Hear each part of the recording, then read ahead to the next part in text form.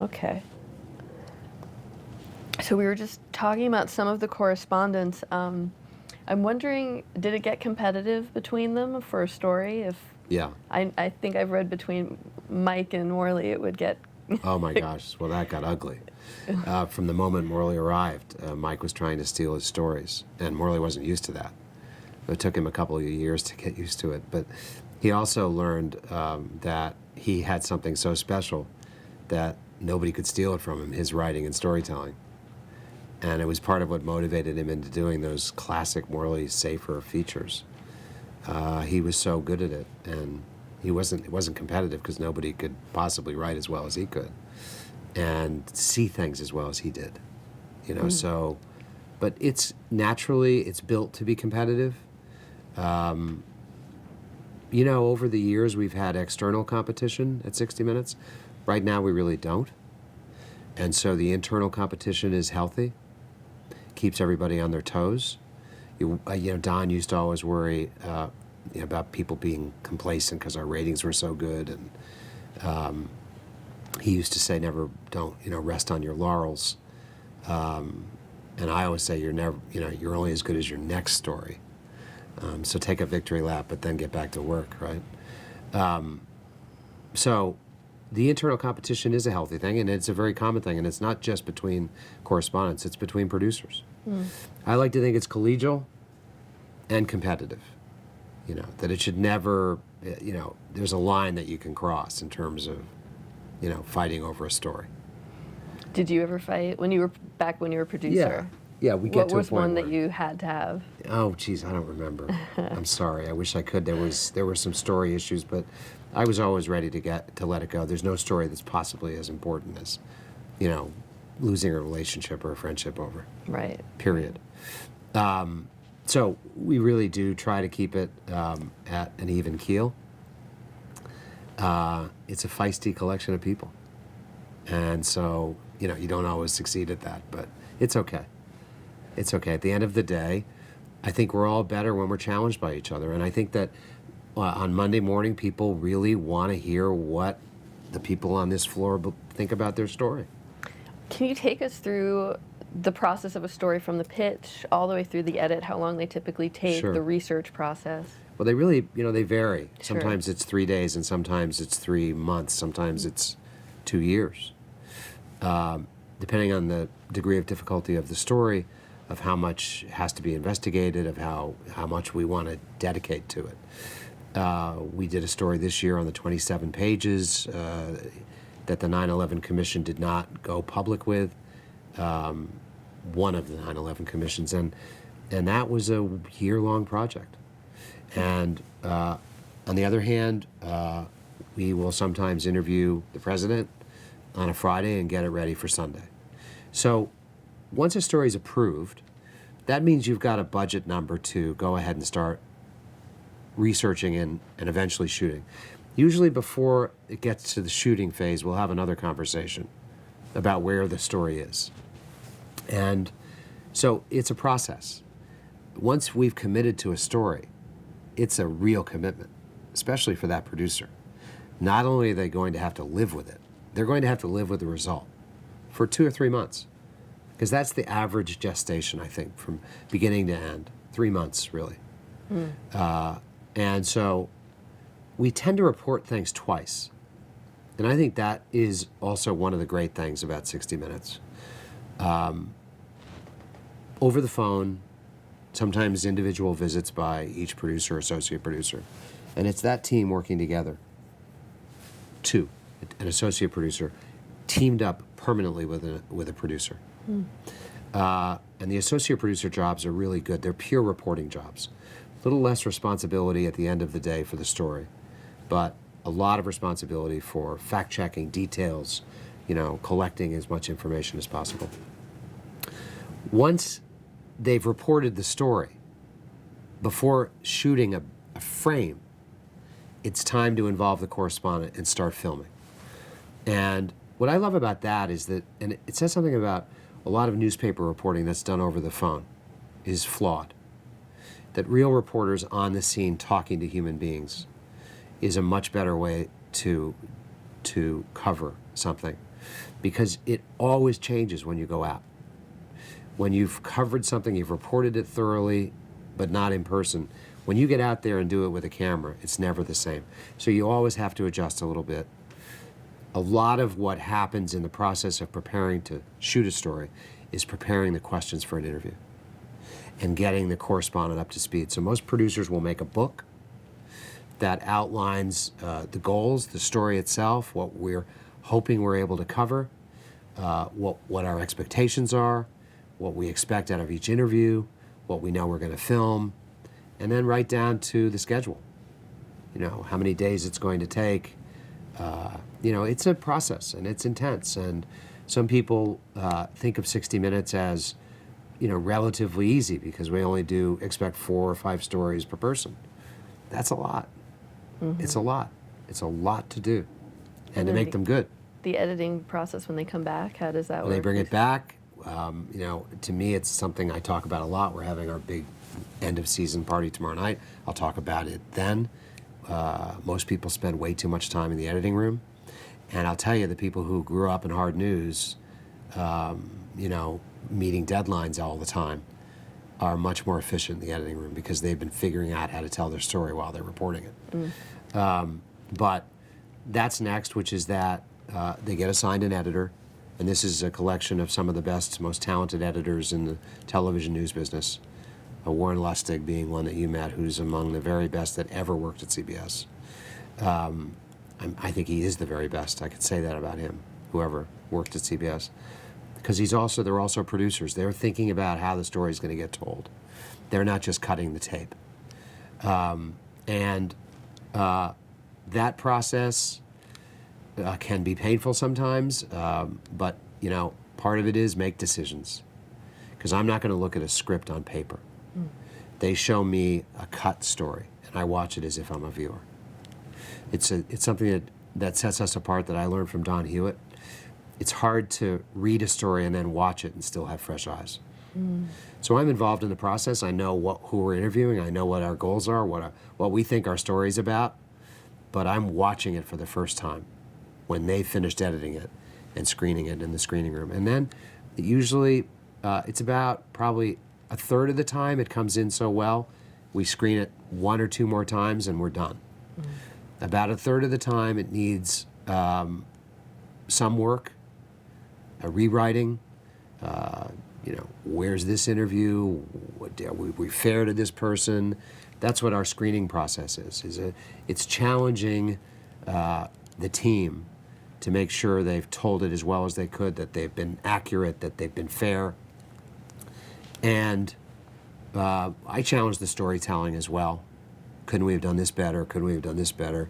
Shouldn't we start a different way? Shouldn't we end a different way? Do we really have to have that person in the story? And you're speaking now as your role as executive producer. As executive producer, yes. Do you ever have them go back and reshoot something? Yeah. I just did a couple of weeks ago, and it was a big interview too. It doesn't happen that much, maybe 10%. You're missing something, or this is a central interview and you didn't ask the most important questions. That occasionally happens. And or they were too easy on someone, you know, or channel Mike Wallace kind of thing. You know, this is missing. And I like to think I come at it with a fresh eye and a clear head, that in terms of big picture, and I think that usually works. And you know, the whole place is built around the idea that we can make each other better, that it's one big collaboration, but that you're also adults. You know, you really make your own decisions as you go about what you think is more important. And I may disagree at the end of the day with those decisions, but it's the willingness to make the decisions and then find out that you probably should have gone another way. And that happens too. So a third of the time it's you know, some changes, and then a third of the time it's significant changes. A lot of rewrites, a lot of questions about central issues, about how well we've covered a story, and then simple things like how we cut it or shot it. You know, were we good enough? And then in terms of context, I think I read that you have someone who checks every transcript and makes sure. This So is how does that process That's a work? very important part of it that happened in the broadcast in the mid 70s, and we've kept it as an important tradition. I don't think anybody else has this position in broadcast journalism, but one person right now, it's Claudia Weinstein, who's particularly good at it, and she's been with me since we started 60 Minutes 2, which is now, I guess, 17 years ago. Her job is to look at every transcript from every interview done for 60 Minutes to make sure that someone wasn't taken out of context, an important point was left out of the story, whether it's made by the subject themselves or by us in our narrations. But it's about fairness, really, and accuracy to someone's story. And it's, to me, the most important position we have. It really is what sets us apart.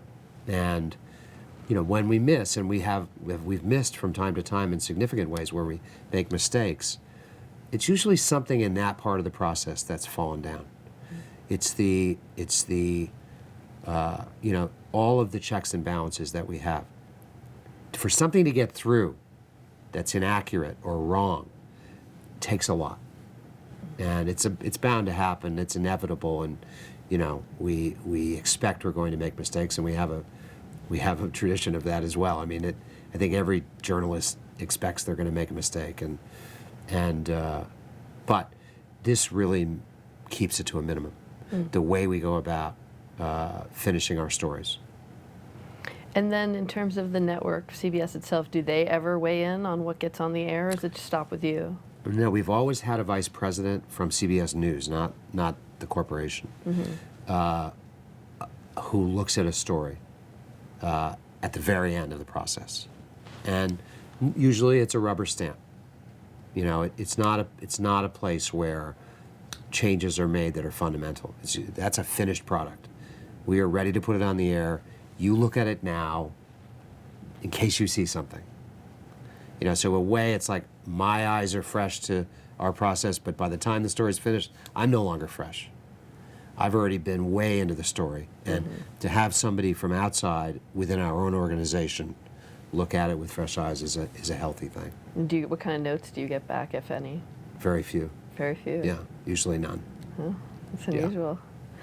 Yeah. I just want to go back to when you were actually producing in the early 90s. Some of the notable stories you covered, the Gulf War. Do you have any challenges that were presented by some of those stories? Yeah, well, the first one I covered, which was the first Gulf War, which was before the Kuwait invasion Gulf War. This was when the tanker war, they called it, which was tensions between Iran and Iraq. And one of the U.S. tanker had been hit by an Iraqi torpedo. And that was actually the U.S. Now I'm blanking. My gosh, I can't remember. The Americans ended up flagging all of the vessels going into the Persian Gulf. And it became a huge story. And I was in charge of covering that for the Evening News, based in Dubai. That was really challenging because we had to do it from a helicopter every day, all day long, literally traveling the Persian Gulf, which we called the Gulf because we were based in the Arabian side of the Persian Gulf, the Arabian Gulf. But it was difficult because there were Iranians, they were at war with Iraq, and we were flying around in our helicopter, and I remember, being on the radio talking to an American warship, and he said to me, "Do you hear that Iranian warship threatening to shoot you down?" And I hadn't, because I was on another channel, and I didn't realize I've got to monitor some other channel, and it was foggy, and I didn't know there was an Iranian warship. Well, I was only out there a week. We were following this warship that was the Iranian warship. It looked like an American ship to me. Oh my God. And I'm talking to the Americans on the radio, and these Iranians threatening us because he's wondering why we're following him. Wow. So it was so foggy, the American was 2 miles away, and I didn't know there were two ships there. What was the fallout from this? I mean, were you causing international conflict? Well, I think that I was able to get on the frequency. The Navy captain from the Iranian ship spoke English, and I explained we're from CBS television journalists, sorry. Don't shoot. Don't shoot. But, and then, I did some in the Gulf War with Steve Croft for 60 Minutes. We did 2 stories. One was about the chemical suits the Americans were going to be using because everybody was afraid that Saddam would use chemical weapons in the battlefield. And another was about the Kuwaiti government in exile. And that was really interesting because they were in Saudi Arabia in a Sheraton hotel, literally, go to the 6th floor for the Ministry of Oil, which was interesting. I haven't seen that story. I have gone back and looked at a lot. I don't know whether that was any good, but I think it was pretty interesting. And so, it helped me enormously. I got offered senior producer jobs over my career, and I turned them down because I never felt like I was ready to come in from the field to be an editor before I'd really experienced every kind of story there was to cover. So it wasn't until I was 39 that I got offered a job as the number 2 at the CBS Evening News that I said yes. It was Andrew Hayward was the executive producer. Second time he'd called me to do something, but I really felt strongly that, and I still do to this day, people get promoted too quickly. That this isn't a business where you can just be an editor. You need to have been out there in the world and experienced every kind of story before you can help people be better at telling their stories. And that's what editors are supposed to do. I'm literally in service to the people who work out in the field covering stories. You learn that if you're out doing that. I came in as a senior producer, incredibly, friendly to everybody out there because I felt I was their servant. What can I do to make you better? So how did you know that was time when you left 60 Minutes to do that job at CBS Evening News? I don't know. I was 39 years old. I've been covering stories forever. I felt like, okay, I've done it. I've covered just about everything. It was hard to leave. I was working with Morley Safer, one of my best friends. Covering stories with Morley was a dream come true. And I literally, my wife still tells the story that my brother-in-law asked me, what do you want to do in the future? What do you want to... I'm perfectly happy doing what I'm doing. I'm not thinking about it. I never thought, what's the next job? Because CBS News always provided the next opportunity before I thought of it. And I literally was so happy as a producer at 60 Minutes. I didn't see any reason to leave. I just didn't. And... but I also, at the same time, it's my wife again who has counseled me so well. I was not happy with the way the evening news was being run. I thought they'd gotten cheap. They were using movie clips a lot, and I didn't understand that, but it was cheapening the evening news. And at this point, it was Chung and Rather? Were they co-anchors? At that point, it was Chung and Rather. But I didn't like it even before that. I thought it was getting cheap. And I'd curse at it while watching it at home. Really? How can they do that? This is our baby. This is the flagship Cronkite, broadcast, of the CBS Evening News. And Dan Rather, who I was just such a big fan of, and who cared about all the right things. And so my wife said to me, because I was not sure, do I want to take this job as senior producer, the number 2? And she said, well, how can you complain about it and then say no to this job? Here's your chance to go do something about it. And she was right. I knew I could make it better. I knew I could. And based on everything I learned from Don Hewitt, by the way, that you don't need to pander. You don't need to do all these little tricks. You don't need bells and whistles. Make it really good journalism and make it interesting and compelling and cover what's important. And people will walk away feeling fulfilled and they'll come back for more. And so, it was difficult. It was hard going back to daily journalism. But it was a great move. And then you became executive producer of the CBS Evening News with Dan Rather. What changes were you able to affect there? Significant changes. Yeah, significant changes. I did all those things that I had just said, are important, which are to cover what's important. And I also felt like the evening news was in such a formula that everything was narration, soundbite, stand-up, soundbite, close, next. and studio lead in. Dan would lead into a story, and then a story for a minute 30, lead into another story. And that the broadcast itself should be telling a story of the day, what happened today in the world. And sometimes when the president said something really interesting, why wouldn't we let him go for 2 minutes? Why is it 12 seconds? Just let him go for 2 minutes. It's really important.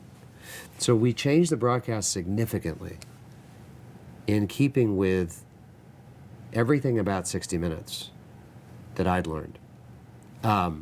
If a story deserves 5 minutes or 6 minutes on the evening news, and it feels like 2 minutes, let it go 6 minutes. I like to think that a story, everybody thinks a story is 14 minutes long on 60 Minutes. Some of them are 9 and some of them are 20, but they all feel like 14. You know, it's like the beauty of the TED Talk. It's 17 minutes long. It should be 17 minutes. It's the genius of Don Hewitt. He figured it out, 40 years before TED Talk, that the perfect, attention span is about that long for one story. Anyway, so I think I got people away from thinking about it as that formulaic evening news story. And let's just break out. And, if it's a big story, just stay with it. Just stay with it. And so that people at the end of that broadcast feel like, I really got something. I'm so glad I stayed here. And they'll tell a friend about it. Well, we became, we gained a lot of viewers. Yeah, over a million in 1 year. And, went into first place for a little while and was solid into second place. What was Dan's reaction to the changes? Great. Yeah, I would imagine. He was awesome. I loved working with him. Yeah. I think at first he was skeptical and he was nervous about me. I'd come from 60 Minutes. I was Morley Safer's friend. He and Morley were kind of famous enemies. He confronted me about that. I told him, Morley's going to always be my friend. His relationship with you has nothing to do with me. And he was okay with that. But when we started to get traction, he was so supportive. And, Dan Rather was a guy, how lucky was I? I just felt like that, he'd gotten away from Dan Rather a little bit. That what made Dan Rather so great was he's a regular reporter. Mm-hmm. We are the Reporters Network. That's the way I always think about it. We're not a place where you're an anchorman by trade. You're a reporter who happens to be the anchor, And people used to say, well, he's not, he wasn't polished. No, it was his appeal. He was real. And he wasn't bland. He wasn't bland. And so I felt like it was my job to play to his strengths and to play to the strengths of our organization, which I now felt qualified to do because I'd learned from the best and they'd learned from the people who founded it. So I really felt comfortable and qualified, and I had a blast. It was one of the best jobs I've ever had. Was it difficult at that time when there was sort of like a growing public sentiment towards sensationalism and being interested in more of these sort of tabloid stories to balance the journalistic integrity of the news and to make it interesting? I mean, how did you ride that balance? It was easy. It was easy to do it because that was my sensibility. But there was challenge from within the news organization at first. Why are they doing that? Why are they going there? That was the challenge. Was it considered more hard news? Is that what they were saying? Yeah. At the time? Dan had a big party for me about 3 months after I took over for a lot of reporters at 21. And he said, he accused NBC of being news light. And it stuck. And it helped us. So we started calling CBS News, we were answering the phone, the home of hard news. What is hard news? Yeah, Define it. So What is Andrew it? Hayward was president and he objected to it and I didn't blame him. We didn't make it into our slogan or Motto. anything. Yeah. But, I think that it was just our way of getting attention, that we believe in telling what's important. I guess that's hard news, okay? But we also want to go after what's interesting, but we're avoiding tabloid. Mm-hmm. So, and we're avoiding tricks and gadgets, and we're actually trying to get some substance out of every story. And I had a rule about campaigns, which is that the political campaign, that bugs me right now today. Every story we do has to have something of substance in it. Tell me where they stand on something. Don't just do the horse race. Let's not do the horse race, because it doesn't really matter what those polls say. Now we're so obsessed with polls, it's crazy. Where's the substance? What do they stand for? In every story, there's got to be some substance about a candidate, about where they stand. If they're a candidate for something, put them on the spot, help the viewer understand what they get if they vote for that person. I don't care how many stories we do. So all of that, in terms of internal objections, which we had, went away when the numbers went up. So it's a funny thing. I never take it for granted, and maybe that experience helped me that way. Never take it for granted, but you can't take solid numbers for granted. That we get to do what we want to do because we do well. So we get to do good. But as soon as we stop doing well, someone's going to come in and say, well, you guys, you don't really pander to the 25 to 54-year-olds. You're not doing Someone's enough. watching it, so.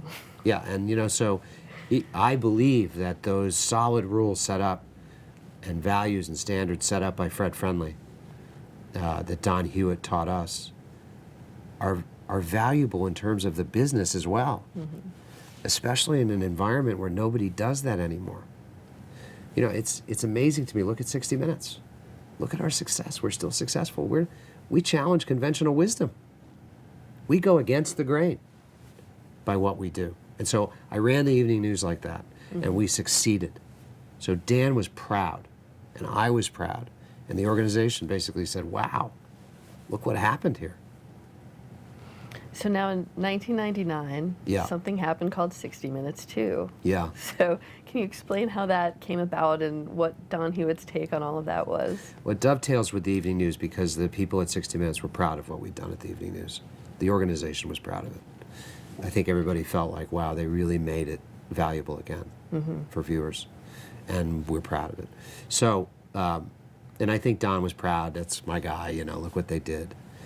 At the same time, they're being pressured to agree to a second edition of 60 Minutes, which none of them wanted to do. They all thought it was for making money and it was going to water down the product and the brand. No. And that there was a lot of pressure from the corporation, and they finally agreed, if you get Jeff to run it, we'll support it. And they didn't totally support it. I'll get into that in a bit, but they were helpful. I mean, especially Mike, but that was the compromise. So I didn't campaign for it. I didn't know it was going to be necessarily happening. I heard rumors about it, but that was great. So, I was able to go in from day one at 62. I was the first person hired, so I got to hire the whole staff, which was great, with Patty Hassler, who was the number 2 that I hired, who was also a 60 Minutes veteran.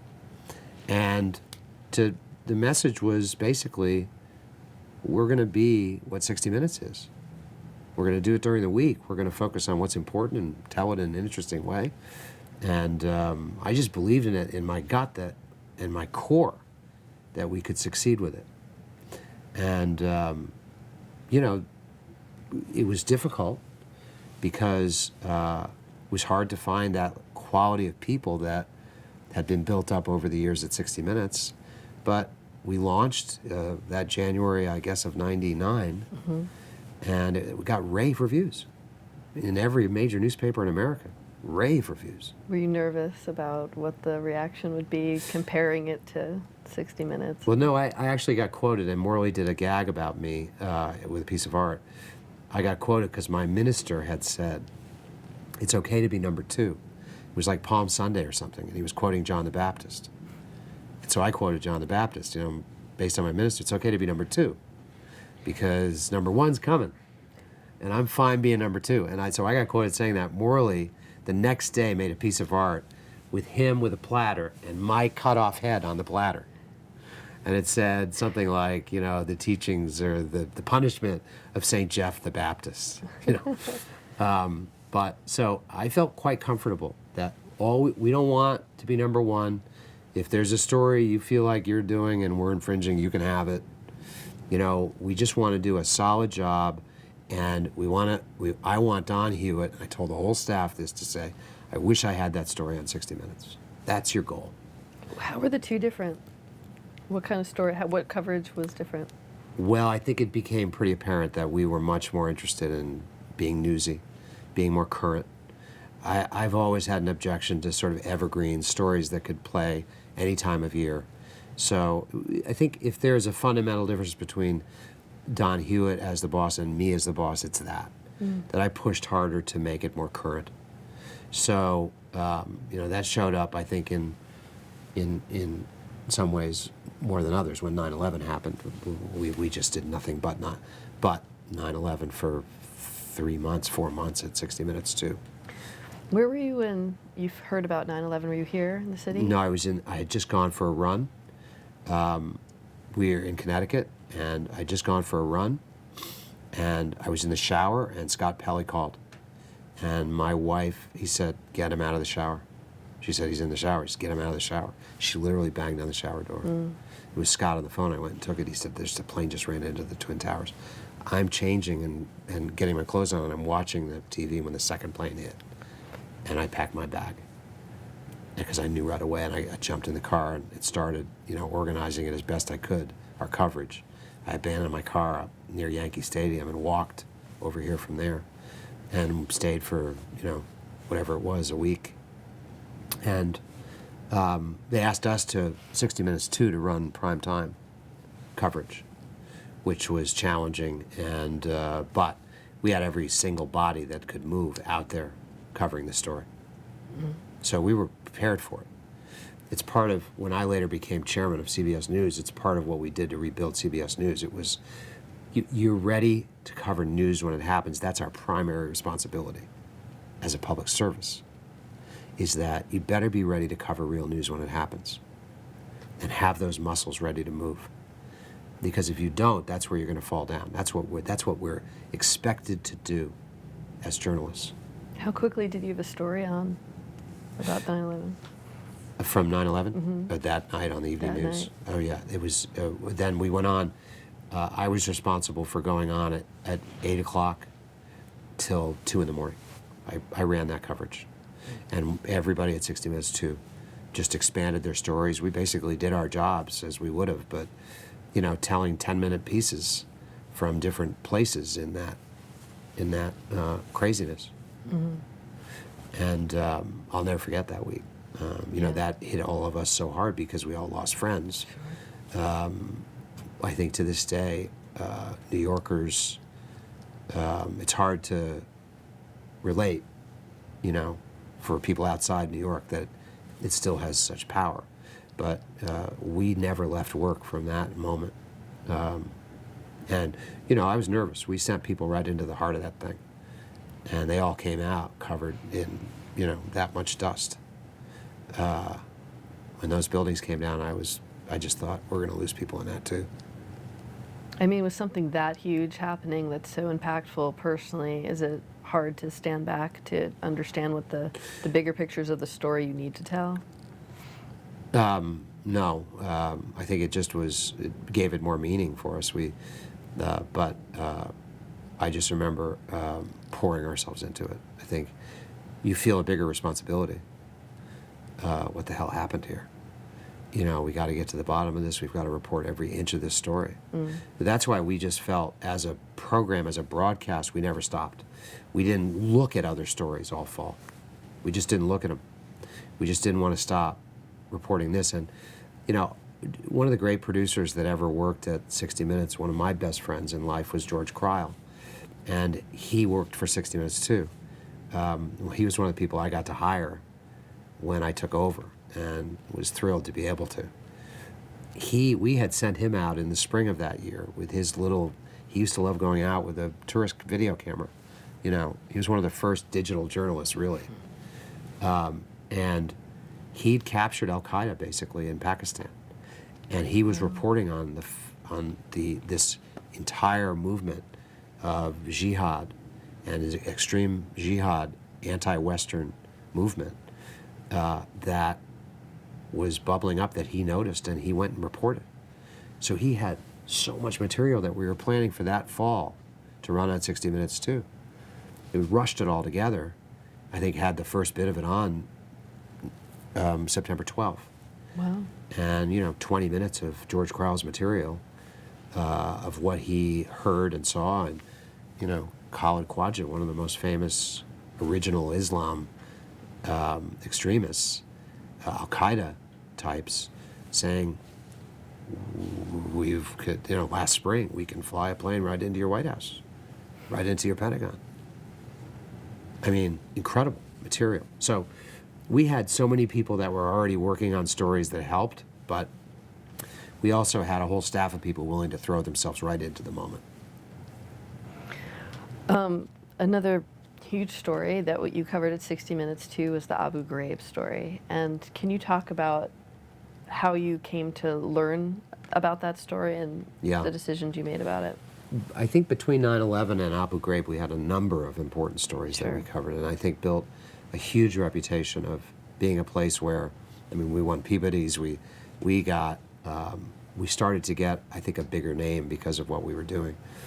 But every spring, as opposed to 60 Minutes, I got nervous that we might not get renewed. They could take this show off the air easily. And, Les Moonves was now the boss, and he was building up television shows that were successful. So CBS was growing as a network from being a failure for a decade, And so I got nervous every spring, and I remember saying, they called Afghanistan, it was the Spring Offensive. I called it the Spring Offensive at 60 Minutes. At 60 Minutes 2, let's come up with some stories that make it impossible for them to cancel us. Anyway, it just got everybody working a little harder, and that's not how we got the story, but it was a source developed in a previous story who came to Dana Roberson, our associate producer, to say, I got a story you got to look into. And she had the pictures? She had the photos? They didn't. Oh. She just said that he said there are pictures. Mm-hmm. And I remember feeling so strongly about it, and she worked with Mary Mapes, who got involved in it, and that I remember saying to them, just go where you have to go to see those pictures. And it was a big trip. And they went, and they came back, and they said, you're not going to believe what we found. And it was incredible. It was really hard to believe at first, and I think that because there hadn't been a lot of U.S. Involvement in a full-scale war, I think, shocking, really, Americans would do this to people who are prisoners. You like to think, well, the world's going to think more of America because they're going to meet our wonderful soldiers, and so naive. Did you believe it when you saw the pictures? No, I was really shocked. We all were, but we knew there was an important story to tell here, and difficult, very difficult. Based on what happens to pictures, it's not like getting an interview where someone's deceiving you. This is a picture that could be manipulated in some way, and so the trick. And Patty Hassler deserves a lot of credit for this because she helped run the vetting of the story, and we literally vetted it for weeks and weeks and weeks, probably, a 6-week process, making sure the pictures were authentic, double sourcing the actual moment when they were taken, because who knows where they were taken. So we had to get, proof of all of that. Where did it happen? How did it happen? And we couldn't on some of them. I remember there was a famous one where an Iraqi who was dead, who was in a bucket of ice. Well, we couldn't prove, how did that happen? Maybe he fell down the stairs and they threw him in a bucket of ice. I don't know. He seemed to have a head injury of some kind. We couldn't get it, so we didn't report it in the first version. It was CBS News at its finest. It really was. And, I have to say that to this day, it annoys me that some of the people inside were critical, in retrospect, of the way it was handled. Dan was critical, and I think it was one of his highest moments, that we held the story for 2 weeks. Now, we didn't hold the story. We could have run it, but it would have been unfinished because we asked the military for us. The Defense Department. Yeah, for a spokesman. And I had the conversations with the Army. And the Army asked us they said, we'll give you somebody, but not this week because we have prisoners in Fallujah. And we would appreciate it if we could do the interview next week. And that's the end. And so I talked to Dan, I talked to Andrew Hayward, who was president of CBS News, and we felt strongly that we should acquiesce. We knew nobody else was on the story. So did you know Dan was going to do that postscript when, about holding, that he announced on air that you had held the story? No. No? So then what happened next was that I was expecting, and I called the Army, let's go, we do the interview on Monday, we'll air the story on Wednesday. And they said, okay. And then Dan Rather got a call from the chairman of the Joint Chiefs of Staff, personally saying, please hold the story for another week. And I said, Dan called me, he said, geez, Jeff, I've never had a call like that, but they're worried that people are going to get killed. They were hostages. Right? Yeah, they were hostages, and the chairman of the Joint Chiefs. So I said, okay, Dan, I'll do it. We'll hold it for another week. We needed the interview. And then the next Monday, I remember just saying, I said to and Mary Mapes talks about this in her book, because she was outside, I got into an argument with the Pentagon spokesman, chief of staff he was actually, that we're not going to wait any longer. Get us an interview. We're going to put it on Wednesday whether we have the interview or not. Anyway, the next, 3 hours later, I got a call. We did the interview and put the story on. So it's not nearly as simple as, well, we just held it out of fear. We knew we were alone. Then we found out later, after the second Wednesday, that Cy Hirsch of the New Yorker had gotten a hold of some of the photos and was going to work on a story. We knew that Wednesday we were going to lose our exclusivity. And I know for a fact that he got those pictures from members of our team. So I didn't find that out until a couple of years ago. But the actual journalism, the actual decisions that were made, I regret nothing. It was, I think, the proudest moment of CBS News. And Don Hewitt said, that's the best story that's ever been done in 60 Minutes. I'm not sure I agree with that. I think at the end of the day, Tobacco was, but Tobacco was so tainted by that fights that they had that probably Abu Ghraib was right up there at the very top.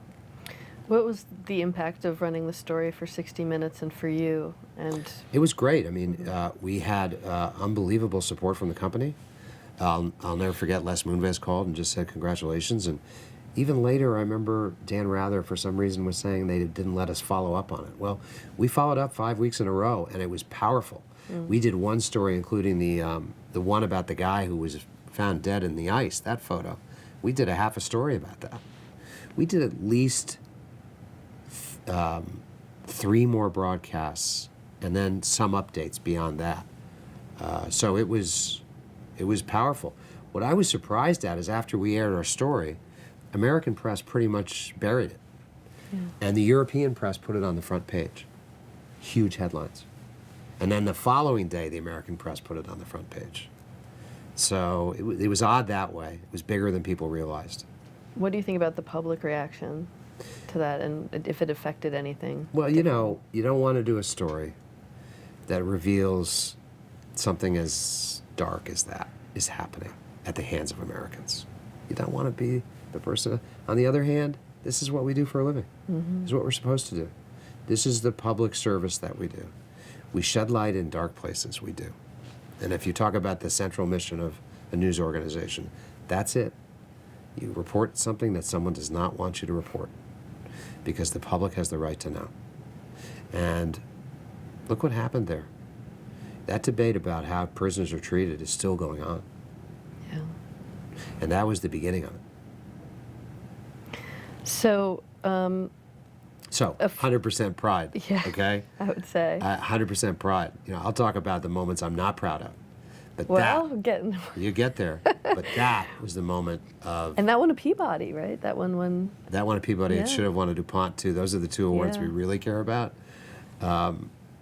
because they really do judge them well. But I think there was some politics involved with that. What do those awards mean to you? And it really, those mean something. I think there are way too many awards in journalism. So, you know, I have a lot of Emmys.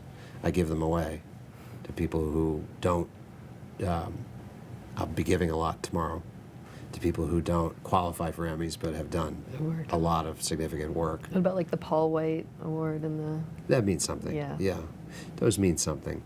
I don't like to be honored. I just don't. But, and I do think in journalism we honor each other too much. But, you know, when you get a big one like that, it's pretty fulfilling. Yeah. And a DuPont is special. And a Peabody is special. You go to those awards and you see the quality of work just based on the clips. You know, they care about choosing well. And they do choose well. So when you win, you're honored. So a few months after I think that the Abu Ghraib story aired, it was also later in 2004 was Dan Rather's story on President Bush and his involvement with the National Guard. And you've talked a lot about the checks and balances that are in place to vet a story like that. So what happened there? Well, Were you involved? Were you No. involved with the beginning of that? No. Not at all. No, I actually did not approve that story. I went to 60 Minutes right after Abu Ghraib as executive producer. I took over for Don. What is your perception though? Because you were still, these are the people you've been working you know, with. I think it's really sad because the people that took over, Josh Howard, who's one of my best friends in life, was the new executive producer. He took my job. This was the first story he vetted, the Bush documents story, and it was flawed. It's amazing how one event, one story can create havoc, but it happens. And that one was, to this day, they're debating it, but it was flawed. You know, they had a good story if they'd left out the documents. And don't want to admit that for some reason. You know, it's not our job. It's our job to make sure of something before we put it on the air. It's not the viewer's job, you know, to tell us it was right or wrong. It's our job. So I felt badly because I think they rushed that. You know, Abu Ghraib we vetted it over a period of 2 months, as we do any difficult project, especially one in a run-up to a presidential election. I would have objected to that just doing the story at that moment. Right. You know, we're a magazine. We go on 1 hour a week. It's really hard for us to keep a balance in terms of our coverage of one candidate against another, as opposed to a daily news broadcast, which can make an adjustment the next day. So, look, I'd gone. It was a new team. It was a devastating moment for all of us. For some reason, that summer, I was very proud. We were called 60 Minutes 2. I liked the 2. It separated us out, made us unique. They dropped the 2 that summer, and the new group, and they called it 60 Minutes Wednesday. Long pause, Wednesday. So when the story aired, everybody thought it was 60 Minutes. Which then, I mean, you know, I'm new on the job at 60 Minutes, so a lot of people thought we'd done that. But they were fine people who made a mistake, and I think I felt especially sorry for Josh, because when you take over as executive producer, you don't know what's coming down the pike at you. You have to get experienced at it, and the only way to get experienced at it is to do it over and over again. I was lucky to do it in a less public place, at the Evening News. You know, one story, his first story, came down the pike and had problems, and for some reason they put it on the air the same day they viewed it. You know, and we would have viewed it many times before we put it on. So I was surprised at that, and I think that was unfortunate. And I think I put that story in the category of a preconceived notion, which is where mistakes get made. Reporters who think they know what they're trying to report and set out to prove it. Because I think if there's a mitigating factor, they tend to ignore it, because it doesn't fit their you know, point. Mary Mapes, one of the finest producers I ever worked with. She was a great reporter. She did so many things that I think had an impact. I think, you know, I loved working with her. I never found her difficult, and every time I challenged her, and I challenged her a lot, we yelled at each other a lot, it was always healthy and good, and she was a terrific collaborator. I think whatever the set of circumstances were there, that kind of cultural, systemic way we do things fell apart. Do you think that's what that story contributed to the show being canceled? Yeah, definitely. And you moved over to 60 Minutes as executive producer then, and Dan was to come and become a correspondent, but he was no longer in the anchor chair. So how did that transition work and your relationship with him at the time? It was easy for me because Yeah. I thought it would be. I actually said it to him in my toast in the newsroom that it would be exciting not to be tethered to the anchor chair. We'll do great stories. But the correspondents didn't want Dan to come to 60 Minutes, and I felt it was an obligation to have Dan at 60 Minutes. Not only, I think it was in his contract that he got to go there, but he was one of the founders of 60 Minutes, and so they all came into my office and said, "How dare you hire Dan?" And I said, "I'm going to hire Dan. He's coming here." And so I remember saying to Dan, "Let's just make sure your stories are so good." Yeah. And that's what, you fight your way out of situations like this with the work. The work speaks for itself. So we had a big team of producers, and I don't think it was his best year. It was definitely not his best year. I know that he was still distracted by that horrible thing that had happened, which is hard. And so, it really was not a great year, and we were all under a lot of pressure. It's sad for me. Yeah. That Dan left CBS. I mean, that to me is really unfortunate. After 60, how many years was he there? Not 60. Well, it wasn't not that long. I don't know how long it was, but it was long, and it was a great career. Since the 60s, it was almost 50. Yeah, almost 50 years. But he was offered a position, and he just didn't want to stay for some reason without, I guess, being at 60 Minutes full time. Mm-hmm. So it's a bad chapter. Yeah. It really was. And it continues to be because I miss him. Dan Rather was one of the most fun people I ever worked with, and one of the best, I think, at what we do. He wasn't a great writer, but he is a good writer. He didn't write a lot of the stories we did because he had so much going on. But he was just a classic journalist, and When you think of him now, what are like the stories that would stand out to you if you remember, like Dan Rather reporter? Well, I remember him with Nixon. Yeah. I remember him in the early days of 60 Minutes. It actually coincides when he came to 60 Minutes with the 60 Minutes starting to take off a bit. There are a number of factors that I think helped 60 Minutes get. But he was definitely one of them. Young blood, kind of a star. Mm-hmm. And not popular on the floor, though.